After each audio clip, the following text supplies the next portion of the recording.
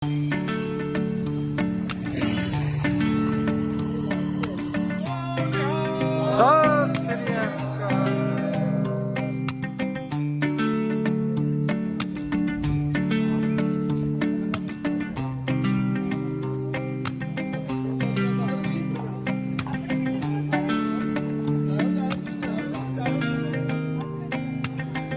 श्री अकाल जी। वाहिगुरू जी का खालसा वाहिगुरू जी की फतेह। अज साडे मोगा तो साडे श्रद्धालुओं की जिहड़ी चौथी बस रवाना करन जा रहे हैं। साडे मानयोग मुख मंत्री सरदार भगवंत सिंह जी मान जी का बहुत बहुत धन्यवाद जिन्हों ने साडे बजुर्गों को इस सुहागा दिता।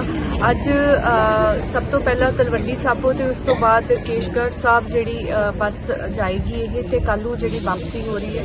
तो मेरे वालों सारिया संगतां का कोटन कोटन धन्यवाद कि परमात्मा सब ते अपनी कृपा बना के रखन और सही सलामत जिहड़े इत्थे मौके वापस आए। धन्यवाद।